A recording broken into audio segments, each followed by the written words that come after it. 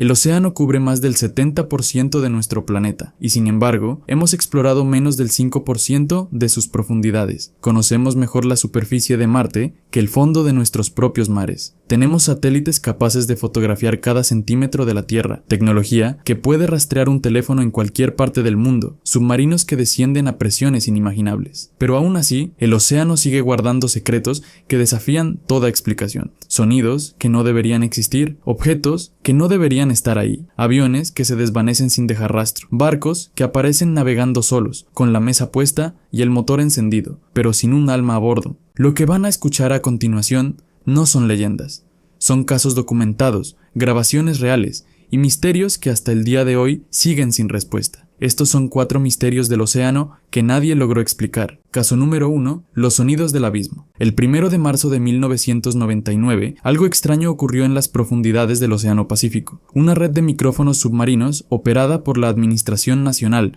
Oceánica y Atmosférica de Estados Unidos, la NOAA, captó un sonido que heló la sangre de los investigadores que lo escucharon. El audio duraba aproximadamente 2 minutos y 43 segundos, y lo más perturbador no era su duración, sino lo que parecía. Quienes lo escucharon lo describieron como el tarareo de una mujer, una voz femenina que parecía gemir o arrullar desde algún lugar imposible del fondo del mar. Los científicos lo bautizaron como Julia, pero lo verdaderamente inquietante vino después, cuando analizaron los datos. El sonido fue tan potente que se detectó en sensores ubicados a más de 4.800 kilómetros de distancia entre sí. Para ponerlo en perspectiva, eso es como si alguien gritara en Madrid y lo escucharan claramente en Moscú. Ningún animal conocido, ni siquiera la ballena azul, el ser más grande que ha existido en el planeta, es capaz de producir un sonido que viaje esa distancia. Entonces, ¿qué fue lo que gritó desde el fondo del océano esa noche? La NOAA rastreó el origen del sonido hasta una zona remota entre el estrecho de Bransfield y el cabo Adare, cerca de la Antártida, una región donde las profundidades superan los 4.000 metros y donde la oscuridad es absoluta, un lugar que ningún ser humano ha explorado jamás. Los investigadores propusieron la explicación más lógica. Probablemente se trataba de un iceberg gigante que había encallado en el fondo marino. El roce del hielo contra las rocas podría generar un sonido similar. Era una teoría razonable, científica, tranquilizadora, pero había un problema. Julia no había sido el único sonido inexplicable que la NOAA había captado. 2 años antes, en el verano de 1997, los mismos hidrófonos habían registrado algo todavía más desconcertante. Un sonido de ultrabaja frecuencia, extremadamente potente, que provenía de un punto remoto en el Pacífico Sur, al oeste del extremo sur de América del Sur. Lo llamaron The Bloop.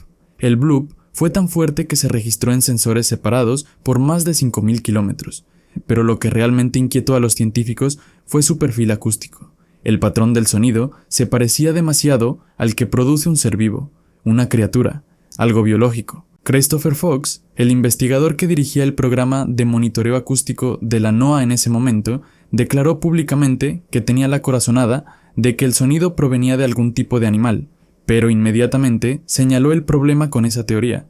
Para que un animal produjera un sonido capaz de viajar 5.000 kilómetros, tendría que ser muchísimo más grande que cualquier criatura conocida.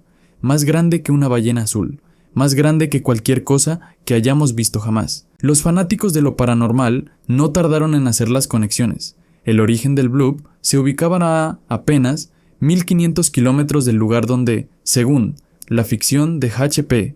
Lovecraft, descansa la ciudad hundida de R'lyeh, el hogar del mítico Cthulhu, la criatura cósmica que duerme en las profundidades esperando el momento de despertar. Por supuesto, los científicos descartaron cualquier conexión con monstruos ficticios. En 2012, la NOAA finalmente anunció que tanto el bloop como Julia eran consistentes con los sonidos producidos por grandes masas de hielo fracturándose. Terremotos de hielo, los llamaron, icebergs gigantes que se agrietan y se desprenden de los glaciares antárticos. Caso cerrado, misterio resuelto. ¿O no? Porque hay algo que la explicación oficial no termina de resolver. Si estos sonidos son simplemente hielo rompiéndose, ¿por qué suenan tan diferentes a cualquier otro registro de actividad glaciar? ¿Por qué el perfil acústico del bloop se parece tanto al de un animal? ¿Por qué Julia suena como una voz humana? Y hay más. Además de Julia y el bloop, los hidrófonos de la NOAA han captado otros sonidos igual de misteriosos. Está el upsweep, un sonido repetitivo de tonos ascendentes que se detecta desde 1991 y cuya fuente nunca ha sido identificada. Está el slowdown, un ruido que desciende lentamente durante 7 minutos. Está el train, que suena exactamente como un tren arrastrándose por el fondo del mar. Y está el whistle, un silbido captado por un único sensor, imposible de rastrear. Cada año se descubren nuevas especies en las profundidades, criaturas que desafían nuestra comprensión de la biología. El calamar colosal, que puede superar los 15 metros de longitud, fue considerado un mito hasta hace pocas décadas. ¿Qué más podría estar escondido en la oscuridad del abismo? Antes de continuar con el segundo caso, quiero hacerte una invitación. Suscríbete a Enigma Creepy. De esta forma, estos misterios no quedarán enterrados donde nadie quiere mirarlos. Caso número 2. La anomalía del mar Báltico. En junio de 2011, un equipo de buzos suecos llamado Ocean X rastreaba el fondo del mar Báltico en busca de naufragios y tesoros hundidos. Era una expedición rutinaria. Llevaban 9 días en el agua y estaban a punto de regresar a casa, cuando decidieron hacer una última pasada con el sonar. Fue entonces cuando lo vieron. En la pantalla apareció una imagen que los dejó sin palabras. A 90 metros de profundidad, descansando en el lecho marino entre Suecia y Finlandia, había una estructura circular de aproximadamente 60 metros de diámetro. Pero lo más extraño no era su tamaño, sino su forma. Vista desde arriba, parecía un disco, una nave, algo que no debería estar ahí. Peter Lindbergh, líder de la expedición, declaró a los medios que la estructura tenía formaciones muy extrañas, como escalones, y que si había sido construida, tuvo que haber sido hace decenas de miles de años, antes de la última era de hielo.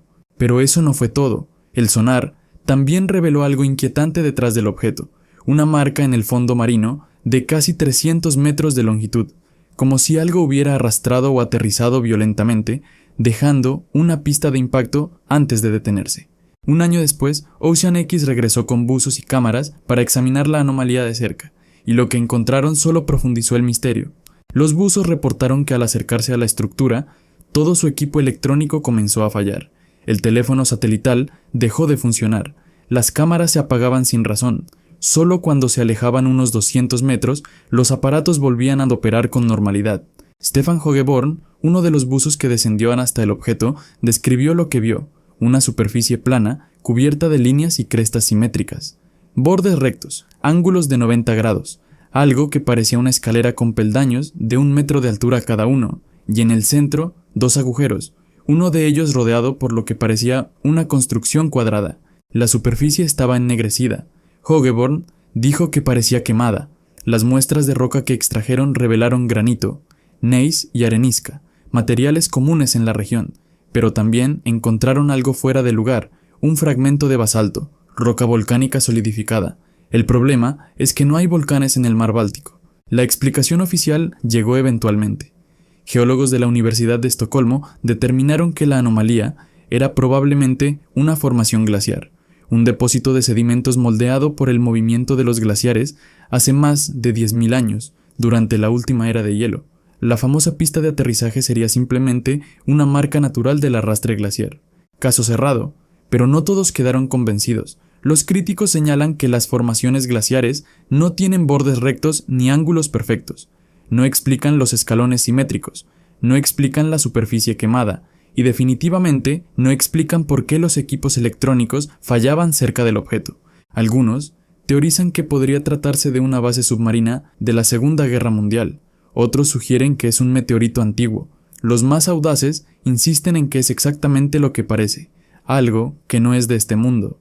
La verdad es que nadie ha regresado a investigar con tecnología más avanzada. La anomalía sigue ahí, a 90 metros de profundidad, en las aguas oscuras y frías del Báltico. Esperando, quizás es solo una roca moldeada por el hielo hace miles de años.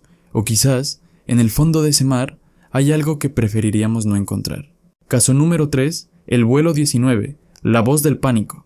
El 5 de diciembre de 1995, 5 bombarderos torpederos despegaron de la base aeronaval de Fort Lauderdale, en Florida. Era una misión de entrenamiento rutinaria: volar hacia el este, soltar unas bombas de práctica sobre un arrecife y regresar. Un ejercicio que otros escuadrones habían completado sin problemas ese mismo día. A bordo iban 14 hombres. El líder era el teniente Charles Taylor, un piloto de 28 años con más de 2.500 horas de vuelo y experiencia de combate en el Pacífico durante la Segunda Guerra Mundial. Los demás eran en su mayoría estudiantes, jóvenes aviadores con apenas unas decenas de horas en ese tipo de aeronave. Despegaron a las 14:10, el clima era aceptable, todo parecía normal. Una hora y media después, todo cambió. A las 15:40, un instructor de vuelo llamado Robert Cox, que regresaba de otra misión, captó una transmisión extraña en su radio. Alguien preguntaba la lectura de las brújulas. La respuesta que escuchó le heló la sangre. «No sé dónde estamos. Debemos habernos perdido después del último giro». Cox intentó contactar al escuadrón. Finalmente, el teniente Taylor respondió. Su voz sonaba confundida, insegura. Dijo que sus 2 brújulas estaban rotas, que creía estar sobre los cayos de Florida, pero no reconocía el terreno, que no sabía cómo regresar a Fort Lauderdale. El problema era que Taylor estaba equivocado. No estaba sobre los cayos, estaba exactamente donde debía estar, al este de las Bahamas, pero él no lo sabía. Y esa confusión les costaría la vida a todos. Lo que siguió fueron horas de transmisiones cada vez más desesperadas. Taylor ordenó virar al noreste, convencido de que eso los llevaría a Florida. En realidad, los estaba alejando de tierra firme, adentrándolos más y más en el océano Atlántico. Algunos de sus pilotos lo sabían. En una de las transmisiones se escucha claramente a uno de ellos gritando con frustración: «Al oeste, maldita sea, si voláramos hacia el oeste llegaríamos a casa». Pero el rango militar prevalece. Taylor era el líder, y los demás obedecieron. La torre de control logró triangular la posición del escuadrón. Estaban a unos 190 kilómetros al norte de las Bahamas, con Florida hacia el oeste. Intentaron avisarles, pero la información nunca llegó. Las comunicaciones se volvían cada vez más débiles, llenas de estática. A las 17:24, Taylor transmitió otra orden: «Volaremos rumbo 270 grados hasta que encontremos tierra o nos quedemos sin combustible». Minutos después cambió de opinión. «Creo que no hemos volado suficiente tiempo hacia el este, deberíamos dar la vuelta». Cambios erráticos, decisiones contradictorias. Un líder desmoronándose mientras sus hombres lo seguían hacia la oscuridad. La última transmisión clara del vuelo 19 se recibió a las 18:20. «Vamos a juntarnos todos lo más cerca que podamos. Tendremos que intentar un amerizaje. Cuando el primer avión baje de 10 galones de combustible, nos vamos todos abajo juntos». Después de eso, hubo total silencio. La Marina envió inmediatamente un hidroavión de rescate, un Martin PBM Mariner, con 13 tripulantes a bordo. 20 minutos después de despegar, ese avión también desapareció. Un buque cercano reportó haber visto una explosión en el cielo. 27 hombres, 6 aviones. Ningún rastro. La búsqueda que siguió fue una de las más grandes en la historia naval. Cientos de barcos y aviones peinaron el Atlántico durante días. No encontraron ni un cuerpo, ni un pedazo de fuselaje, ni una mancha de aceite. El informe original de la Marina culpó a Taylor por la desorientación, pero su familia protestó y el veredicto fue cambiado a causas desconocidas. Hasta hoy, los restos del vuelo 19 nunca han sido encontrados. Este caso dio origen a la leyenda del Triángulo de las Bermudas, un lugar donde aviones y barcos desaparecen sin explicación. Pero más allá del mito, lo que queda son las grabaciones reales de un hombre que perdió el control, arrastrando a 13 jóvenes hacia una muerte segura en la inmensidad del océano. Si estás escuchando esto ahora, dime algo en los comentarios. ¿De verdad crees que ya entendemos lo que ocurre ahí abajo, o solo nos contamos historias cómodas para no admitir que no tenemos control? Caso número 4. Barcos fantasma flotando sin alma. El 18 de abril de 2007, un helicóptero de la Guardia Costera Australiana divisó un catamarán navegando de forma errática cerca de la Gran Barrera de Coral. El barco se llamaba Cas-2 y se desplazaba a la deriva, como si nadie lo controlara. Intentaron contactarlo por radio. No hubo respuesta. Cuando los rescatistas abordaron la embarcación, lo que encontraron los dejó sin palabras. El motor estaba encendido, en punto muerto. La radio funcionaba perfectamente. El GPS seguía operativo. Sobre la mesa había comida preparada, como si alguien estuviera a punto de almorzar. Un laptop permanecía abierto y encendido. En el exterior, ropa de hombre colgaba secándose al sol. Todo estaba en orden, excepto por un detalle. No había nadie a bordo. Ninguno de los 3 fue encontrado jamás. La policía examinó cada centímetro del barco buscando señales de violencia.